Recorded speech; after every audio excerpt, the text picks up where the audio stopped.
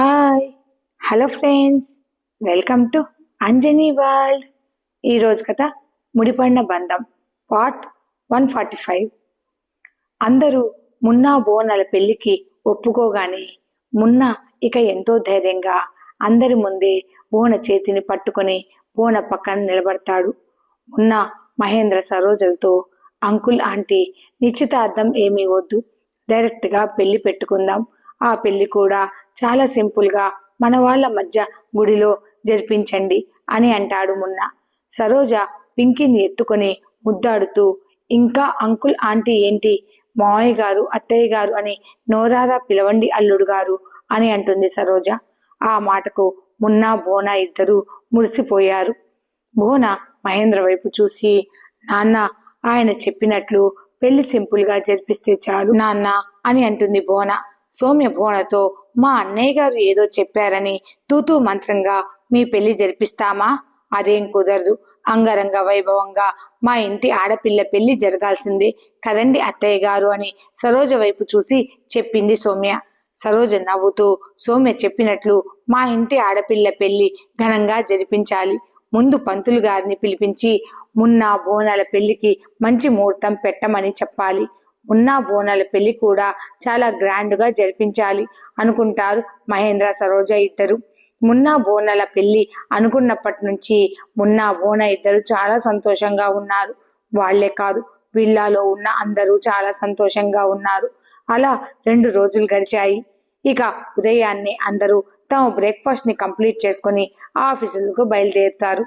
ముందుగా నందన్, గౌతమ్, మున్నా ముగ్గురు తమ ఆఫీసులకు వెళ్ళిపోగా మహేంద్ర, నారాయణరావు, సుందరం ముగ్గురు ఆఫీస్కి వెళ్తుంటే మహేంద్ర దగ్గరకు సరోజ వచ్చి, మున్నా బోనాల పెళ్లి విషయం గురించి పంతులు గారితో మాట్లాడడానికి ఈరోజు పంతులు గారిని విల్లాకు పిలిపించాను. మీ మగవాళ్ళందరూ ఆఫీసులకు వెళ్ళిపోతే ఆడవాళ్ళం పంతులు గారితో ఏ విషయమని మాట్లాడాలి చెప్పండి, కాబట్టి మీ ముగ్గురు ఇంట్లోనే ఉండండి అని అంటుంది సరోజ.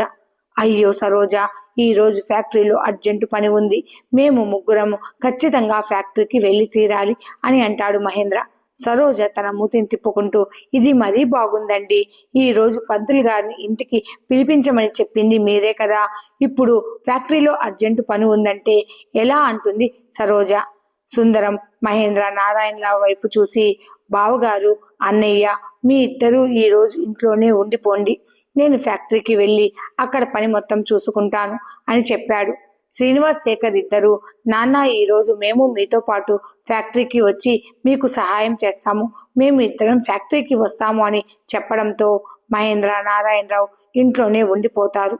సుందరం, శ్రీనివాస్, శేఖర్ ముగ్గురు ఫ్యాక్టరీకి వెళ్తారు. నందన్, గౌతమ్ ఇద్దరు ఆఫీస్ పనిలో చాలా బిజీగా ఉంటారు. నందన్కి తన ఇన్ఫార్మర్ నుంచి కాల్ వస్తుంది. ఆ ఇన్ఫార్మర్ నందన్తో మాట్లాడుతూ, సార్, ఒక బ్యాడ్ న్యూస్, ఒక గుడ్ న్యూస్.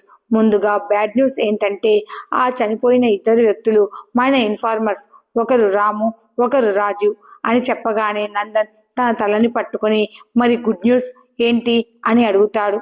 శివ ఆచూకీ తెలిసింది సార్, నేను ఇప్పుడు అక్కడే ఉన్నాను సార్ అని నందన్తో చెప్పాడు ఆ ఇన్ఫార్మర్. నందన్ వెంటనే ఆ ఇన్ఫార్మర్తో, నువ్వున్న లొకేషన్ని నాకు పంపించు, నేను వెంటనే బయలుదేరుతున్నాను అని చెప్పి ఎవరికీ చెప్పకుండా ఒక్కడే ఆ ఇన్ఫార్మర్ చెప్పిన అడ్రస్కి బయలుదేరుతాడు నందన్. ఇక్కడ విల్లాలో పంతులు గారిని చూసిన సౌజన్య గాబరాగా తన గదిలోకి వెళ్ళి, అమ్మో మావయ్య పంతులు గారిని కూడా పిలిపించేశాడు, ఇలా నేను ఊరికనే చేతులు కట్టుకుని కూర్చుంటే బాలాజీ అన్నయ్య జైలు నుండి బయటకు వచ్చేలోపే ఆ మున్నాతో బోన వదిన పెళ్లి కూడా జరిగిపోతుంది. ఇన్నాళ్లుగా బాలాజీ అన్నయ్య పడ్డ కష్టం మొత్తం బూడిదలో పోసిన పన్నీరు అవుతుంది. అంతేకాదు, అన్నయ్య కల నెరవేరకపోగా అన్నయ్యతో పాటు నందన్ బావని పెళ్లి చేసుకోవాలని నా కల కూడా శాశ్వతంగా భూస్థాపితం అవుతుంది. అలా జరగడానికి వీల్లేదు. ఇప్పుడు నేనేం చెయ్యాలి అని ఆలోచిస్తూ అమ్మమ్మకు ఫోన్ చేసి ఇక్కడ జరుగుతున్న విషయం చెప్పనా? కానీ అమ్మమ్మకి నా మీద కోపం ఇంకా తగ్గినట్లు లేదు.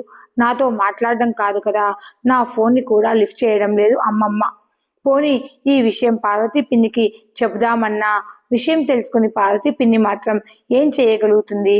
బాధపడుతూ ఏడవడం తప్ప అని అనుకుంటూ, అవును ధీరజ్ ఉన్నాడు కదా, ఈ విషయంలో ధీరజ్ ఏమైనా నాకు హెల్ప్ చేయగలుగుతాడేమో అడుగుతాను అని కంగారులో చూసుకోకుండా తన పాత ఫోన్ నుండి ధీరజ్కి కాల్ చేస్తుంది సౌజన్య. సౌజన్య ధీరజ్కి ఆ పాత ఫోన్ నుండి ఎన్నిసార్లు కాల్ చేసినా ధీరజ్ తన ఫోన్ని లిఫ్ట్ చేయలేదు. ఈ ఎదవ నా ఫోన్ని ఎందుకు లిఫ్ట్ చేయడం లేదు?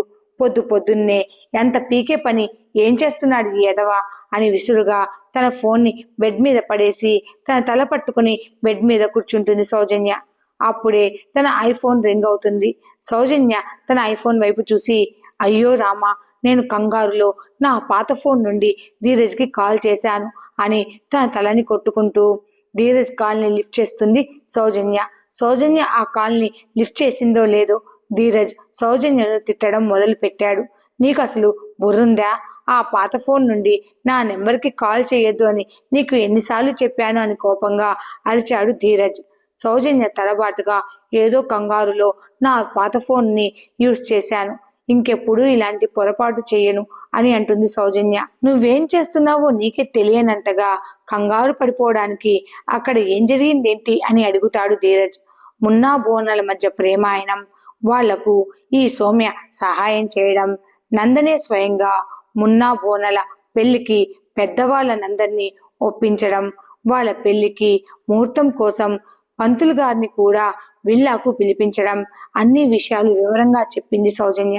అయితే ఇందులో నేనేం చెయ్యాలి అని అడిగాడు ధీరజ్. మా బాలాజీ అన్నయ్య జైల్లో నుండి బయటకు వచ్చేంత వరకు వీళ్ళ పెళ్లి జరగకుండా ఆపితే చాలు, ఆ తర్వాత అన్ని విషయాలు మా అన్నయ్య స్వయంగా చూసుకుంటాడు అని సౌజన్య ధీరజ్ని రిక్వెస్ట్ చేస్తుంది. ధీరజ్ చిన్నగా నవ్వుతూ, నాకున్న తలకాయ నొప్పులే బోల్డన్ని ఉన్నాయి, నేను అనవసరమైన విషయాల్లో జోక్యం చేసుకొని నా తలకాయ నొప్పిని ఇంకా పెంచుకోను, నా వల్ల కాదు అని అంటాడు ధీరజ్.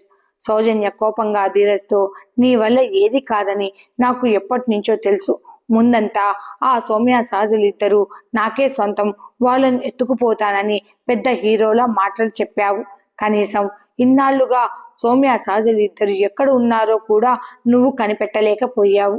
ఇప్పుడు ఆ సౌమ్య మా నందన్ బావను, ఆ సహజ మా గౌతమ్ బావను పెళ్లి చేసుకుని ఆనందంగా ఈ విల్లాలోనే తమ భర్తలతో ఆ ఇద్దరు తమ లైఫ్లో సెటిల్ అయిపోయారు. ఇక్కడ సౌమ్య ఎంత సంతోషంగా ఉందో నీకు తెలుసా? నందన్ సౌమ్యల అన్యోన్యత్వాన్ని చూస్తుంటే త్వరలో సౌమ్య ప్రెగ్నెంట్ అయినా నువ్వు ఆశ్చర్యపోనవసరం లేదు. ఇప్పటికే సహజ గౌతమ్ బిడ్డకు తల్లయింది.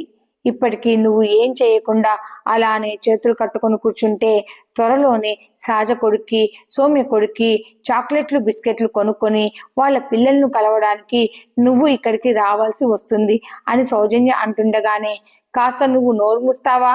నేనేం చెయ్యాలో ఏం చెయ్యకూడదో నువ్వు చెప్తే గాని తెలుసుకోలేనంత స్థితిలో నేను లేనులే, విషయమైతే నాకు చెప్పావుగా, నేను చూసుకుంటానులే అని గట్టిగా చెప్పి విసురుగా కాల్ని కట్ చేశాడు ధీరజ్.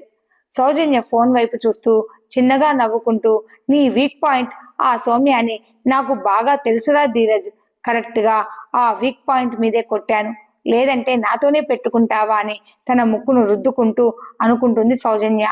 హాల్లో పంతులు గారు మహేంద్రతో మాట్లాడుతూ, అబ్బాయి అమ్మాయి జాతకాలు చూపించండి, దానిని బట్టి మంచి ముహూర్తం చూద్దాము అని అంటాడు. బోన జాతకం అయితే ఉంది, కానీ మున్నా జాతకం ఆ వివరాలన్నీ జగన్నాథరావు దగ్గర మాత్రమే ఉంటాయి. సరోజ మహేంద్ర వైపు చూసి వెంటనే మావయ్య గారికి ఫోన్ చేసి మున్నాను మన ఇంటి అల్లుడుగా చేసుకుంటున్నామని, మున్నా బోనల పెళ్లి విషయం చెప్పండి, మావయ్య గారు కూడా చాలా సంతోషపడతారు, అలానే మున్నా జాతక వివరాలన్నీ మనకు పంపిస్తారు అని అంటుంది సరోజ. మహేంద్ర సరోజ వైపు చూసి, అమ్మకు తెలిస్తే గొడవ చేస్తుందేమో సరోజ అని అంటాడు. అత్తయ్యకు విషయం తెలిస్తే తెలియనివ్వండి, ఇష్టమైతే పెళ్లికి వచ్చి తన మనవరాల్ని మున్నాను ఆశీర్వదిస్తుంది, లేదంటే లేదు, ఇప్పుడు నా కూతురి ఆనందం కన్నా నాకు వేరే ఏది ఇంపార్టెంట్ కాదు చెప్పింది సరోజ. సరోజ చెప్పినట్లే జగన్నాథరావుకి ఫోన్ చేశాడు మహేంద్ర. జగన్నాథరావు పూజలో ఉండడం వల్ల ఆ ఫోన్ని శారద లిఫ్ట్ చేసి హలో అని శారద అనగానే, అమ్మా నువ్వా, ఎలా ఉన్నావు, మీరంతా బాగున్నారా అని ఎంతో ఆప్యాయంగా పలకరించాడు మహేంద్ర. శారద ఉక్రోషంగా, ఏరా మహేంద్ర, ఇన్నాళ్లకు నీకొక తల్లి తండ్రి ఉన్నారన్న విషయం గుర్తుకొచ్చిందా, లేదంటే ఏదో పొరపాటున మీ నాన్నగారికి కాల్ చేసి అడగాలని మా క్షేమ సమాచారాలు అడిగి తెలుసుకుంటున్నావా అని వెటకారంగా అంటుంది శారద. మహేంద్ర, అమ్మ అది అది అని తడబడుతూ, నాన్నగారు లేరా అమ్మా అని అడుగుతారు. మీ నాన్న పూజలో కూర్చుని ఉన్నారు, విషయమేంటో నాకు చెప్పు అని గట్టిగా అడుగుతుంది శారద. మహేంద్ర పక్కనే కూర్చొని ఉన్న సరోజ వైపు చూశారు. సరోజ మహేంద్రతో, ఈ రోజు కాకపోయినా రేపైనా అత్తయ్యకి ఈ విషయం తెలియాల్సిందే కదండి, పర్వాలేదు, విషయం అత్తయ్యకి చెప్పండి అని అంటుంది సరోజ. విషయం శారదతో చెప్పాడు మహేంద్ర. శారద ఆశ్చర్యపోతూ, నీకు మతిగాని పోయిందా మహేంద్ర? ఆ బానిసను నీ కూతురికి ఇచ్చి పెళ్లి చేయడమేంట్రా? ఆ బానిసను మన ఇంటికి అల్లుడిగా చేసుకొని మన జమీందారుల వంశం పరువు తీయాలనుకుంటున్నావా ఏంటి అని గట్టిగా అరిచింది శారద. వెంటనే శారద చేతిలో ఉన్న ఫోన్ని జగన్నాథరావు తన చేతిలోకి తీసుకుంటాడు. జగన్నాథరావు డిస్ప్లేలో కనపడుతున్న మహేంద్ర పేరు వైపు చూసి, చెప్పు మహేంద్ర అని గంభీరంగా అంటాడు. నాన్న, మీరు బాగున్నారా నాన్న అని అడుగుతాడు మహేంద్ర. మేమంతా ఇక్కడ బాగానే ఉన్నాము, మీరంతా అక్కడ బాగానే ఉన్నారు కదా అని మహేంద్రను అడుగుతాడు జగన్నాథరావు. మేమంతా ఇక్కడ బాగానే ఉన్నాము నాన్న. నాన్న, మీకొక శుభవార్త చెప్పాలని ఫోన్ చేశాను. మున్నాకు బోనకు పెళ్లి చేయాలని మేమందరం నిర్ణయించుకున్నాము అని అంటాడు మహేంద్ర. ఆ మాటకు జగన్నాథరావు ఆనందంగా, మంచి నిర్ణయం తీసుకున్నావు మహేంద్ర అని అంటాడు. పక్కనే నిలబడి జగన్నాథరావు మాటలను వింటున్న శారద, ఎప్పుడో ఆ బానిసను ఈ ఇంటికి అల్లుడుగా చేయాలనుకుని ఆశపడ్డారు ఈయన. ఇన్నాళ్లకు తన ఆశ నెరవేరుతున్నందుకు ముసలోడికి తెగ ఆనందంగా ఉంది అని తన మనసులో జగన్నాథరావుని, మున్నాను ఇద్దరిని తెగ తిట్టుకుంటోంది శారద. మహేంద్ర అడిగినట్లే జగన్నాథరావు మున్నా జాతకాన్ని మహేంద్రకు పంపించాడు. వీళ్ళ మాటలన్నీ అటుపక్కనే కూర్చొని వింటున్నాడు నారాయణరావు. నారాయణరావు మహేంద్ర వైపు చూసి, వీళ్ళు జమీందారి వంశస్థులా? మున్నా ఒక బానిస అని తెలిసి మున్నాను ఈ ఇంటి అల్లుడుగా ఒప్పుకోవడం లేదు మహేంద్ర గారి తల్లిగారు.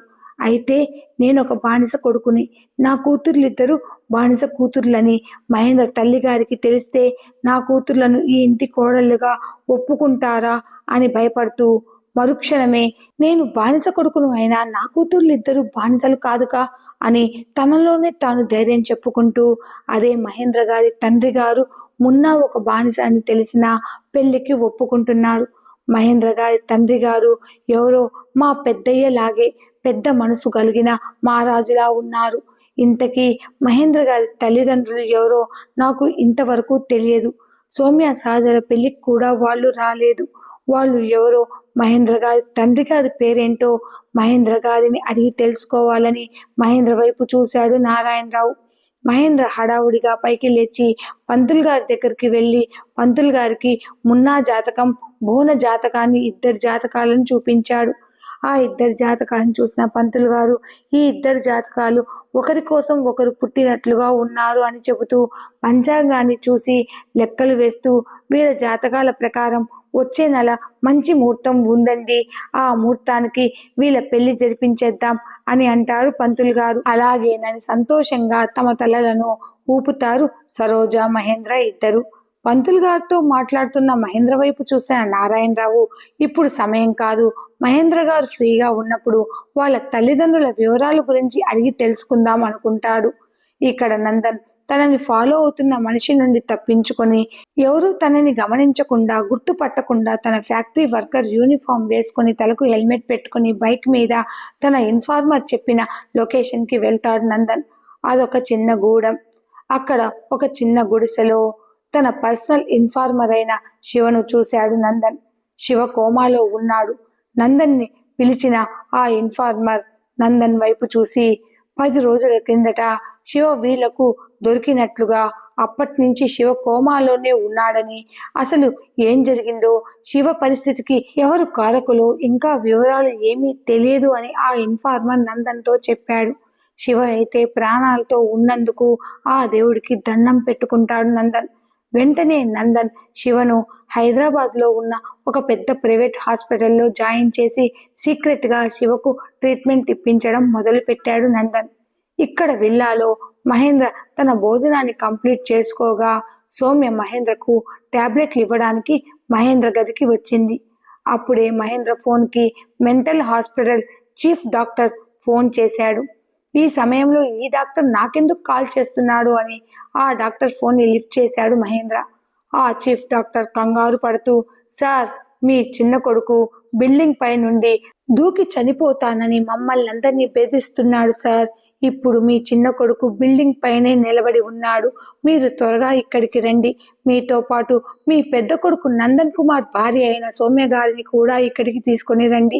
మీరు మీ కోడల్ని ఇక్కడికి తీసుకొని వస్తేనే మీ చిన్న కొడుకుని మీరు ప్రాణాలతో చూడగలుగుతారు. మీరు ఆలస్యం చేశారంటే మీ చిన్న కొడుకు మీకు ప్రాణాలతో దక్కడు సార్ అని కంగారు పడుతూ చెప్పాడు ఆ డాక్టర్. మీరేం మాట్లాడుతున్నారండి అని కంగారుగా పైకి లేచాడు మహేంద్ర. పక్కనే ఉన్న సౌమ్య కంగారుగా మహేంద్ర వైపు చూసింది. ఆ డాక్టర్ మహేంద్రతో మాట్లాడుతూ, నా మాటల మీద మీకు నమ్మకం లేకపోతే ఒకసారి మీకు వీడియో కాల్ చేసి ఇక్కడి సిచ్యువేషన్ మీకు చూపిస్తాను. మీరే మీ కళ్ళారా చూడండి సార్ అని ఆ డాక్టర్ మహేంద్రకు వీడియో కాల్ చేశాడు. ఆ వీడియో కాల్లో ఆ పెద్ద బిల్డింగ్ పై నిలబడి ఉన్న దీపక్ని చూసిన మహేంద్రకు ఒక్కసారిగా తన గుండె ఆగినంత పని అయింది. ఆ వీడియో కాల్లో దీపక్ ఆ బిల్డింగ్ పై నుండి కిందికి దూకుతానని కింద ఉన్న హాస్పిటల్ సిబ్బందిని బెదిరించడం చూశాడు మహేంద్ర. ఈ స్టోరీ అప్డేట్ కనుక మీకు నచ్చినట్లయితే please like, share and subscribe and hype my channel. పక్కనే ఉన్న హై బటన్ని ప్రెస్ చేసి నా స్టోరీకి మీ సపోర్ట్ని అందించగలరు. అలానే నా స్టోరీని లైక్ చేసి నా ఛానల్ని కాస్త సబ్స్క్రైబ్ చేసుకోండి ప్లీజ్. Thanks for watching.